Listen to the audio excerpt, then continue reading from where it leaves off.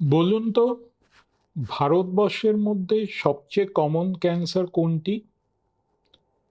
সবচেয়ে common cancer হচ্ছে মুখ এবং গলার মধ্যে যে ক্যান্সারটি হয়, যেটাকে আমরা বলি হেড অ্যান্ড নেক ক্যান্সার।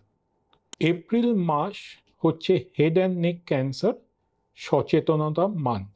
তো চলুন আজকে আমরা হেড নেক ক্যান্সার নিয়ে একটু আলোচনা করি। নমস্কার, আমি doctor Sandeep Ganguly, medical oncologist, Apollo cancer hospital, Kolkata. Head neck cancer হচ্ছে আমাদের মুখের ভিতরে যে কোনো জায়গায় যে ক্যান্সারটি হয়, বা গলায় যে লিম্ফ নোড, বা আমাদের যে ল্যারিংস বা ট্রেকিয়া, সেই সব জায়গায় যখন ক্যান্সারটি হয় সেটা কি বলা হয় head and neck cancer. Head and নেক ক্যান্সারের মোস্ট কমন রিজন হচ্ছে টবাকো। তামাক সেবন করলে হেড নেক ক্যান্সারের রিস্ক অনেক মাত্রায় বেড়ে যায়। তার সঙ্গে আরও কিছু রিস্ক ফ্যাক্টরস রয়েছে। মদ্যপান করা, ধরুন কারোর একটা দাঁত ভাঙা আছে, সেই ভাঙা দাঁতের জন্য যদি গালে যদি একটা ঘা হতে থাকে, সেখান থেকেও কিন্তু একটা ক্যান্সার হওয়ার সম্ভাবনা থাকে। এবং কিছু ক্ষেত্রে দেখা গেছে যে হেড নেক ক্যান্সার কিন্তু ভাইরাসের জন্য হয়। সেই দুটো ভাইরাস হচ্ছে হিউম্যান প্যাপিলোমা ভাইরাস আর এপস্টিন বার ভাইরাস। তো হেড নেক ক্যান্সারের উপসর্গ কি? হেড নেক ক্যান্সারের উপসর্গ হচ্ছে, ধরুন কারোর মুখের মধ্যে একটা ঘা হয়েছে, সেই ঘাটা শুকোচ্ছে না, বা গলায় কোনো সোয়েলিং বা একটা নতুন ধরনের একটা ফোলা দেখা দিচ্ছে, কারোর হা করতে অসুবিধা হচ্ছে, বা গলার স্বর ভেঙে গেল, বা খেতে গেলে দেখছে যে গলায় একটা ব্যথা হচ্ছে।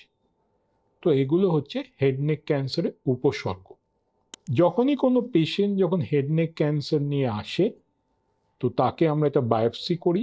বায়োপসি করে দেখি যে তার ক্যান্সার হয়েছে কিনা, এবং তার সঙ্গে আমরা কিছু সিটি স্ক্যান এবং এমআরআই করে দেখি যে রোগটা একটা জায়গায় রয়েছে না অন্যান্য জায়গায় ছড়িয়েছে।